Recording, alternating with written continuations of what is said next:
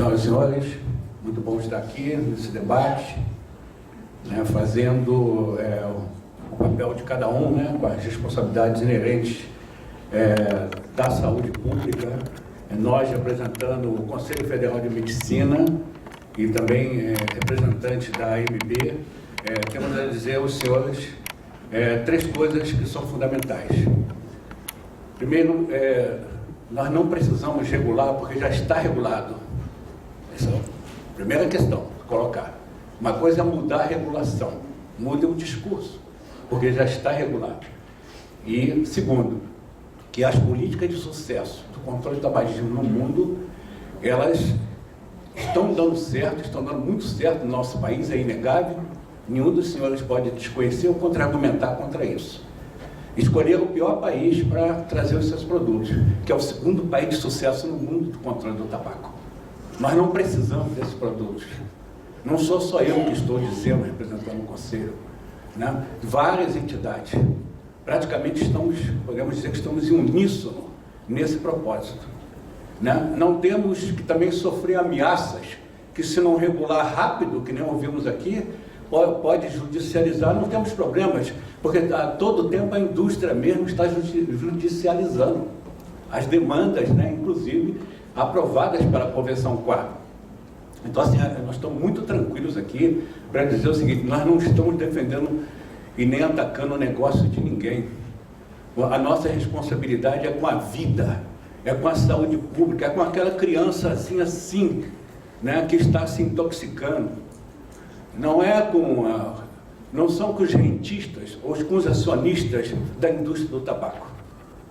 Então, assim, deixar bem claro aqui que, sob o ponto de vista da saúde pública, sob o ponto de vista de interesse da sociedade, não há porquê esses produtos entrarem no país. Nós temos que ter responsabilidade, e os senhores, se tiverem o mínimo de sensibilidade, né, se tiverem o mínimo de responsabilidade, como se diz que a indústria tem responsabilidade social, né, os senhores hão de convir que todos os seus argumentos apresentados na parte da manhã, não cabe sequer a pergunta da parte nossa, porque todos eles não convencem. 30 segundos, senhor. Então eu queria despedir isso. Pensem seriamente, né, se é esse o palco, se é esse o país, se é esta nação que os senhores vão continuar insistindo em trazer esses produtos.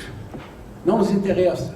Não nos interessa trazer mais mortes, mais dependência, mais iniciação. E essa história do contrabando, o próprio argumento de vocês, concluindo, me traz a questão: se o tabaco já é regulado há tanto tempo, né?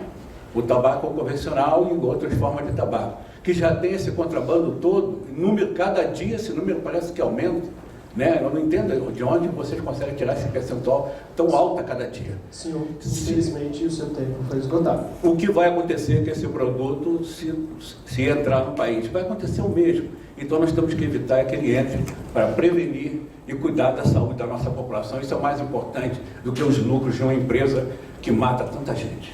Boa tarde a todos.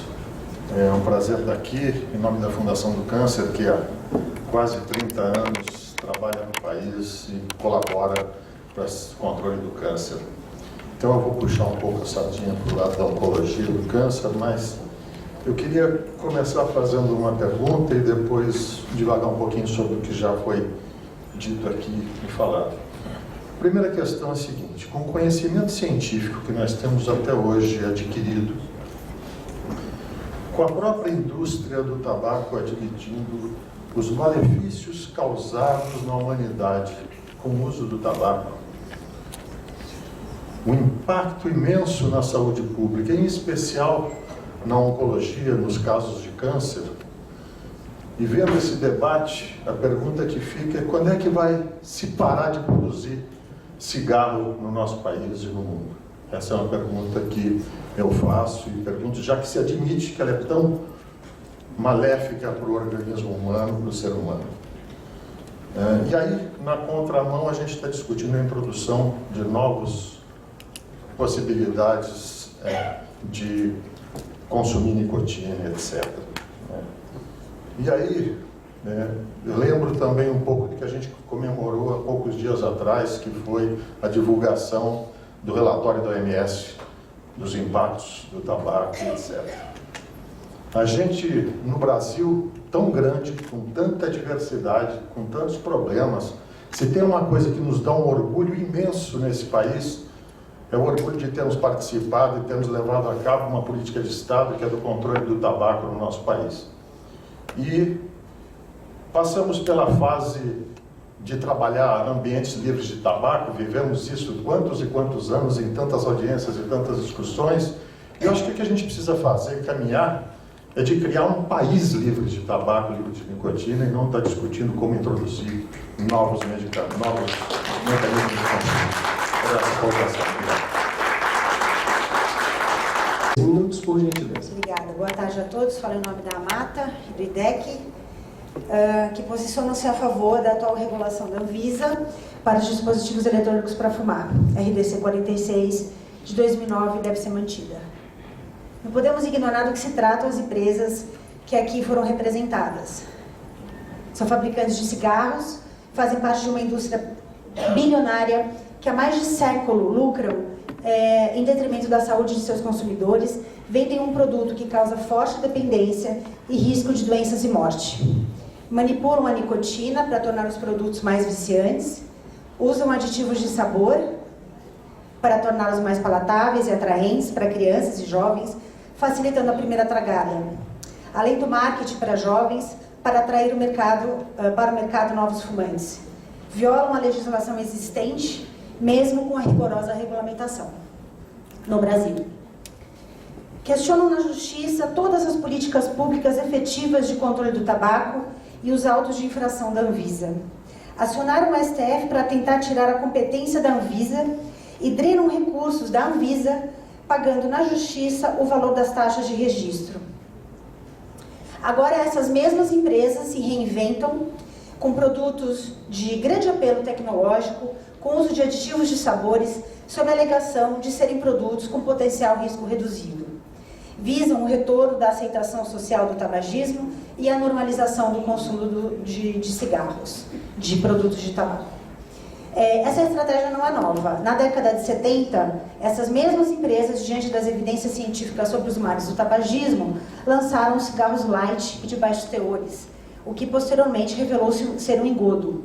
Embora isso já fosse do conhecimento das empresas, mesmo assim, abro aspas, venderam e exploraram a imagem destes cigarros como alternativa menos prejudicial que os cigarros tradicionais. Fizeram isso em larga escala e com grande sucesso. Fecho aspas. Essa citação é parte de decisão judicial de 2006 dos Estados Unidos, em ação movida pelo governo contra as grandes fabricantes de cigarros. Essa decisão disseca as estratégias antiéticas da indústria, pautada pela ausência de compromisso com a vida e a saúde de fumantes e não fumantes, reconhecendo que as empresas, abro aspas novamente, usaram de seus conhecimentos sobre o público jovem para criar campanhas de marketing altamente sofisticadas e atraentes, com o objetivo de seduzi-los para que começassem a fumar, assim tornando-se viciados em nicotina. 30 segundos. Fecho aspas. Abro aspas novamente, também para citar a decisão. Ao adotar esse engodo, os réus, as empresas, conseguiram aumentar dramaticamente as vendas dos cigarros com baixos teores, os cigarros light, aquietaram o medo dos fumantes quanto aos riscos para a sua saúde e sustentaram as receitas corporativas, mesmo em face das provas crescentes sobre os efeitos do tabagismo sobre a saúde. Fecho aspas. Como dar credibilidade a essas empresas. Obrigada. Obrigado. Convido agora a senhora Cristiane. A todos e a todas. Neste ato, eu gostaria de registrar o envio para o correio eletrônico da Anvisa os subsídios técnicos da minha inscrição em União Internacional contra a Tuberculose e Doenças Respiratórias, com a respectiva bibliografia apontada, bem como carta da Johns Hopkins Bloomberg School of Public Health e da carta conjunta assinada pela The Union, Corporate Accountability, Fundação Interamericana do Coração e Campaign for Tobacco Free Kids, que ora passa a ler. Na qualidade de organizações internacionais comprometidas com a promoção da saúde pública global, viemos expressar nosso forte apoio à proibição existente no Brasil acerca da comercialização, importação e propaganda de cigarros eletrônicos e outros dispositivos eletrônicos para fumar, como os produtos de tabaco aquecido, por meio da resolução da Anvisa número 46 de 2009.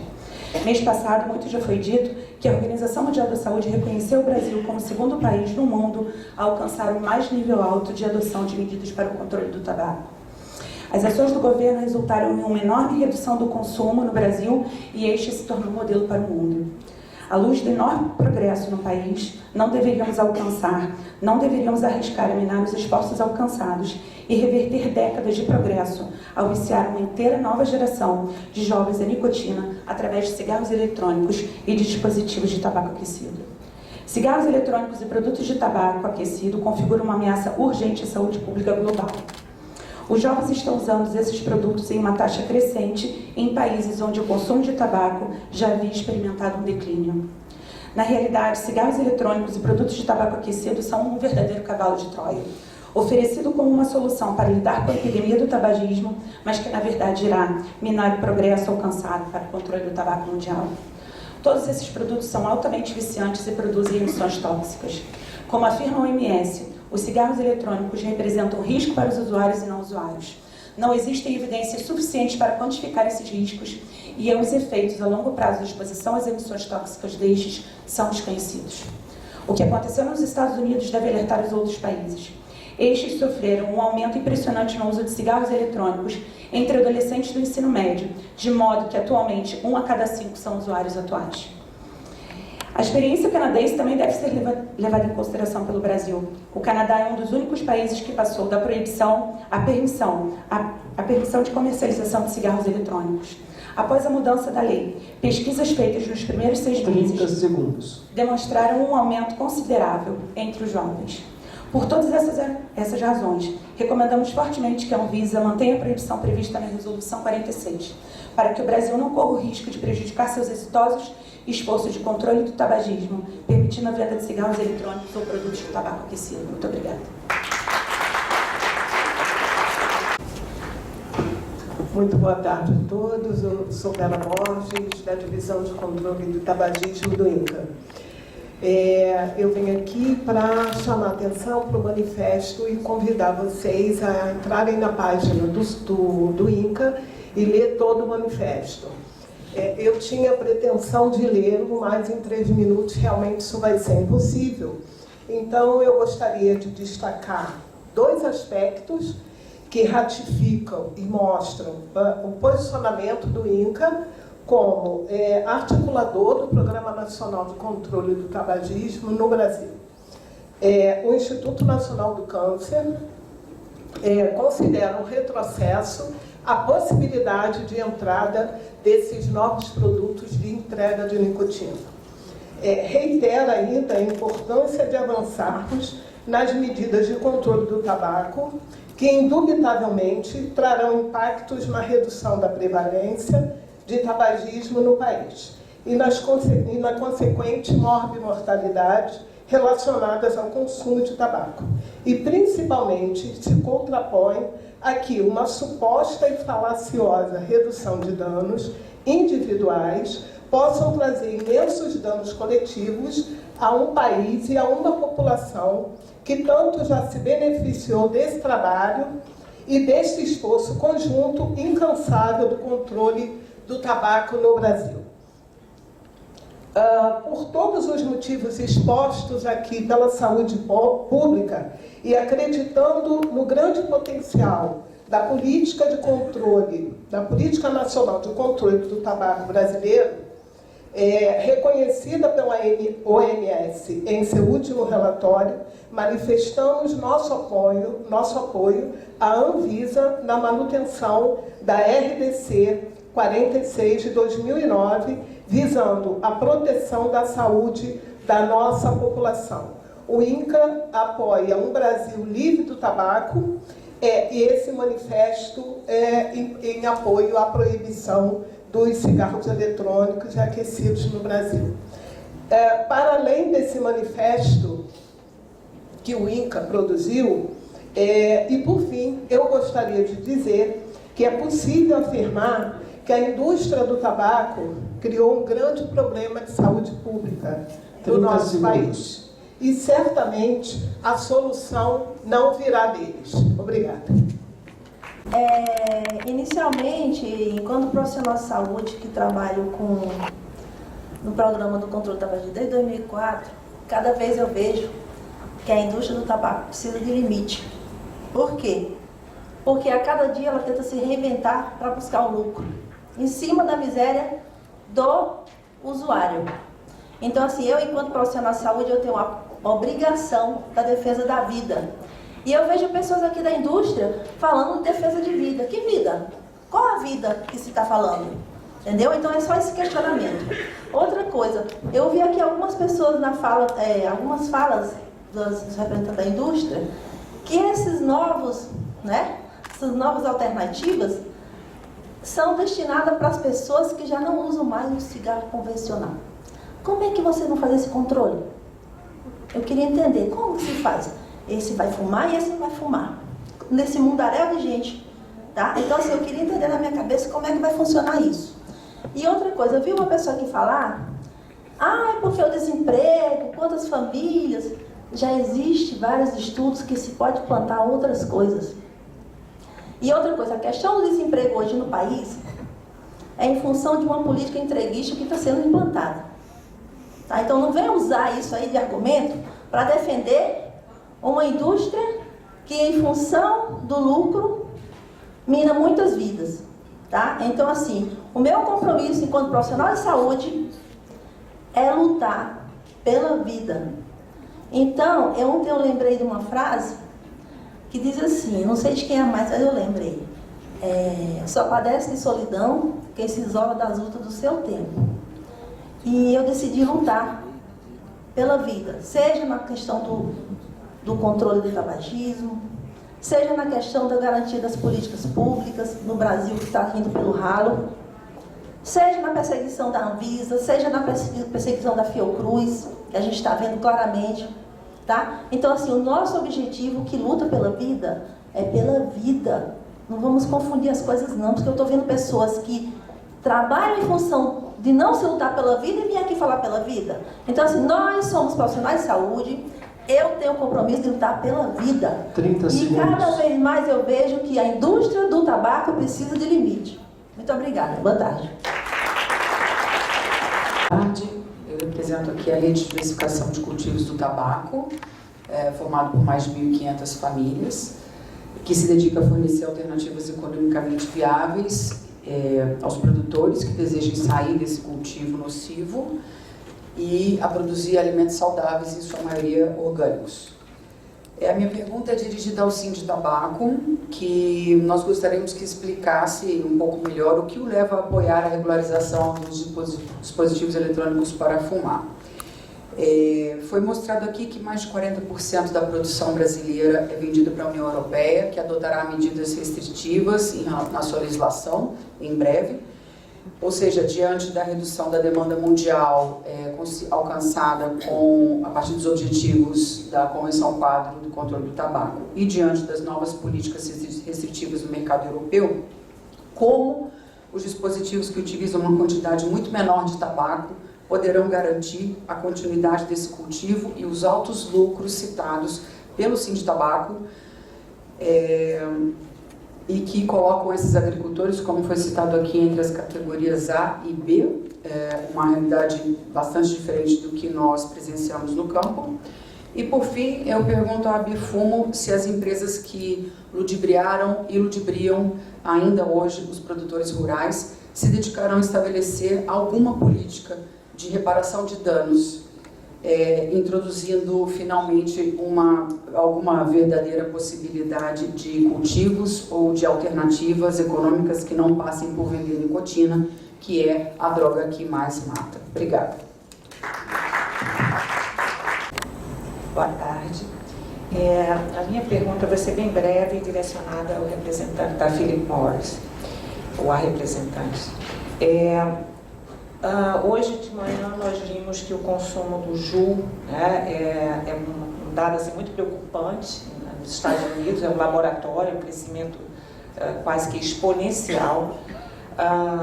O Ju, ele nasce de uma startup do Vale do Silício, né, jovens que produziram esse elemento, e que gerou uma epidemia de tabagismo entre adolescentes, né, que hoje preocupa todas as autoridades de saúde pública dos Estados Unidos e do mundo também. E a gente também sabe que a Philip Morris, ela, através da Altria, comprou parte das ações dessa empresa. Mas hoje a gente vê a Philip Morris falando aqui só do IQOS, né, que é esse produto de tabaco aquecido. Então a pergunta, que não quer calar, é quais são os planos da Philip Morris para esse tipo de produto, né, que trabalha com nicotina, sais de nicotina. Eu aprendi com o professor André Silva, né, que é um sal de nicotina que tem um potencial enorme de causar dependência, né, que está gerando, inclusive, efeitos bastante sérios nos Estados Unidos, crises convulsivas. Como é que a Philip Morris ela está, vamos dizer assim, vendo ou planejando esse mercado? Porque a gente não viu nenhuma fala da Philip Morris sobre esse produto, fala só sobre o IQOS, mas a gente sabe desse movimento de mercado e a gente sabe que ninguém dá um passo sem nenhuma intenção por trás. Então eu queria só ouvir qual é o plano, né, dessa empresa em relação a esse passo de adquirir parte das ações dessa empresa. Muito obrigada. Como estão precisando de evidências, se colocou aqui que 25% da população parou de fumar. Mas, na verdade, nós éramos 35% de fumantes no país, e hoje somos 9 ponto alguma coisa. Então, isso dá praticamente 75% da população fumante nesses últimos anos. Então, a eficácia do programa é muito maior. Nós somos o 4º país no mundo em número de ex-fumantes. Quando nós tivemos aqui no Conselho Federal de Medicina o Fórum da Maconha, estava se discutindo o plantio, o Dr. Valentim Gentil colocou claramente o seguinte: o canabidiol pode melhorar algumas crianças que convulsionam, mas a chance dele alastrar a doença maconha relacionada é muito maior do que o benefício que ele pode trazer. Traduzindo isto para a questão do tabaco, talvez algumas pessoas, como vimos aqui, possam se beneficiar desse dispositivo eletrônico, mas o malefício que isso vai trazer para a população é muito maior. Se nós considerarmos 40 mil pessoas trabalhando com o tabaco, como foi dito aqui, 50% da população hospitalar está relacionada ao tabaco. Nós não estamos falando só de câncer de pulmão, não estamos falando de problemas cardiológicos, estamos falando de todos os problemas respiratórios, estamos falando de parto prematuro, estamos falando de aborto, estou falando de criança pequena para idade gestacional, criança asmática com bronquiolite, etc. Então, isso, a chance disto piorar no país é muito maior do que talvez o benefício que isso possa trazer para alguns fumantes. Era isso. Obrigado.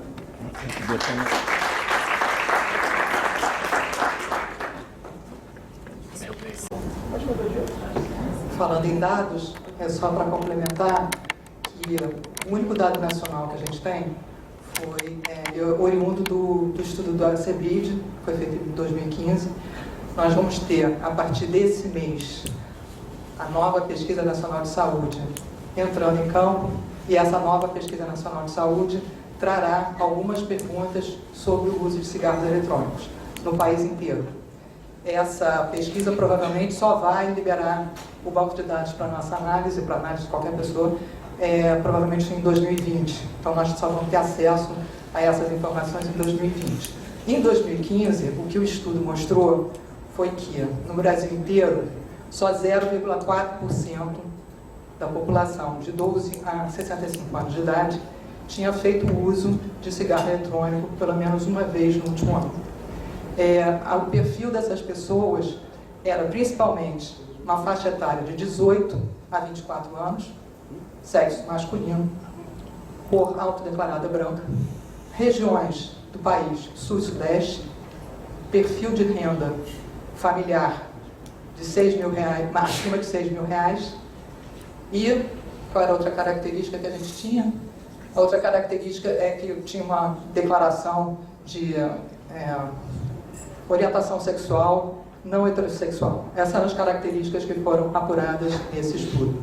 Então, muito pelo contrário, nós não temos uma explosão, pelo menos para esse ano, né, de uso de dispositivos eletrônicos que liberam nicotina no nosso país. E eu acho que isso foi, sim, fruto da RDC muito adequadamente colocado no nosso país. Obrigada.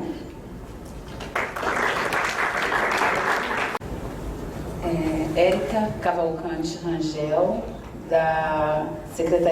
consultora da Secretaria Executiva da CONIC, INCA, Ministério da Saúde.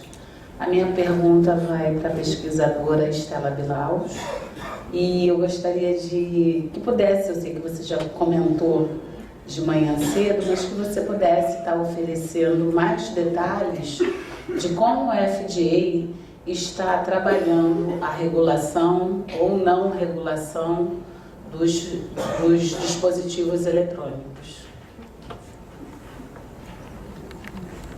Muito obrigada.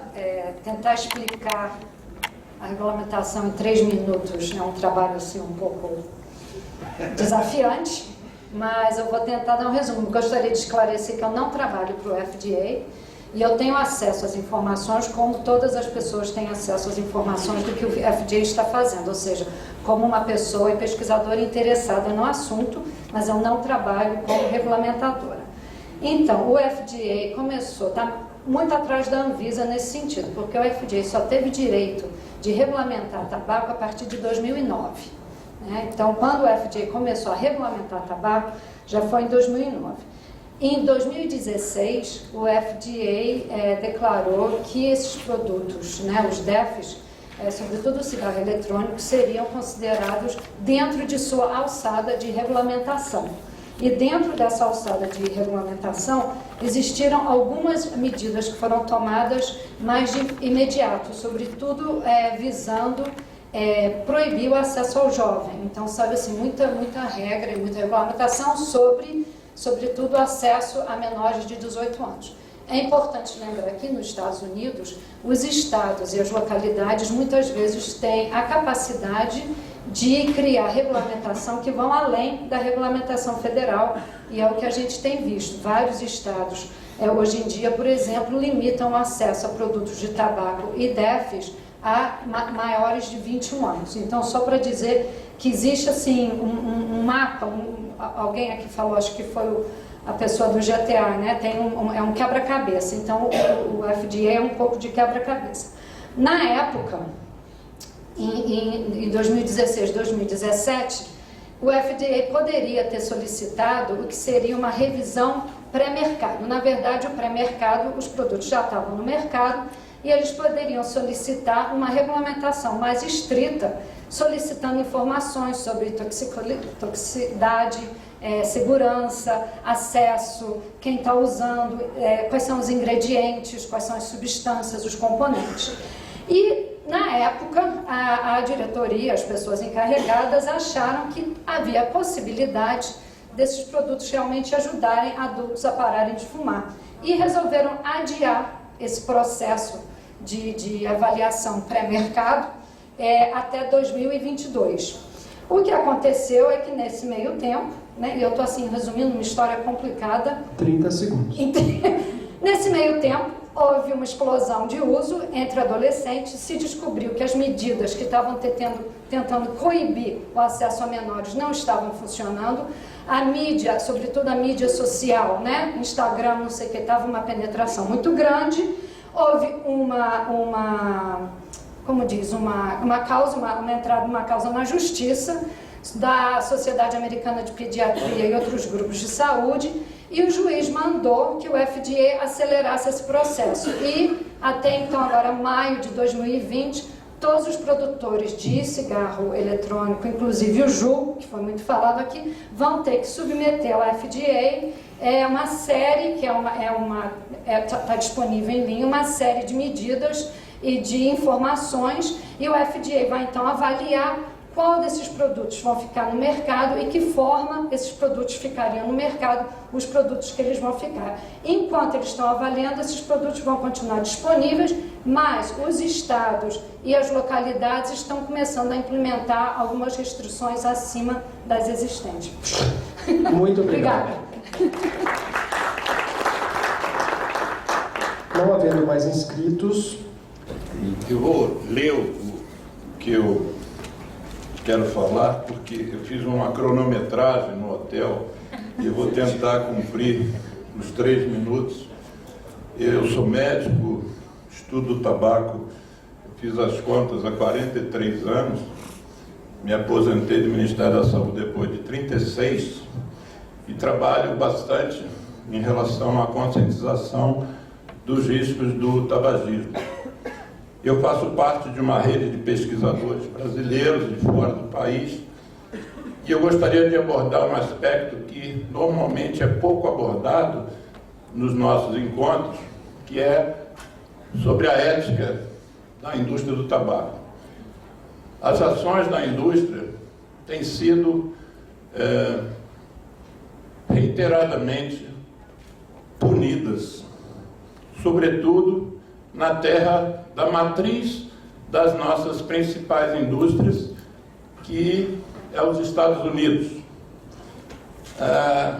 Eu vou lembrar de um processo que culminou em 1998, chamado de Master Settlement Agreement, que foi uma punição à Big Tobacco, as 4 principais indústrias de tabaco dos Estados Unidos.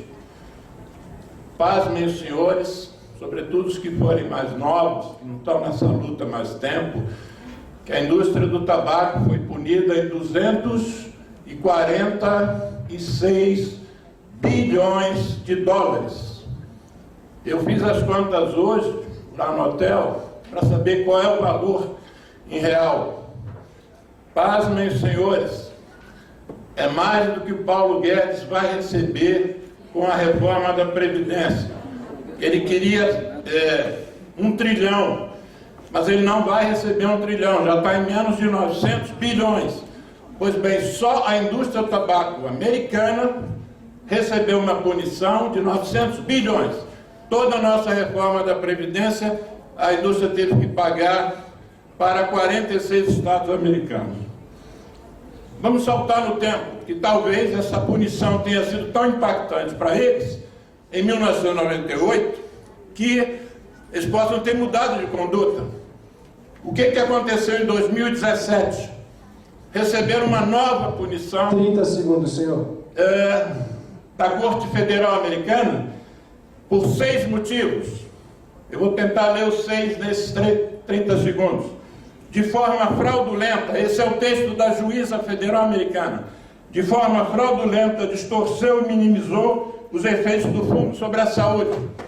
De forma falsa, negou e minimizou que a nicotina gerasse dependência. De forma fraudulenta, projetou cigarros para gerar dependência. 4º motivo, de forma fraudulenta, apresentou cigarros de baixos teores como menos perigosos. 5º motivo, de forma falsa, negou marketing direcionado à juventude. E o 6º motivo, de forma igualmente falsa, negou os danos do fumo passivo. Ou seja, senhor, infelizmente, foi não. 20 anos depois da primeira punição de 246 bilhões de dólares, eles foram novamente punidos.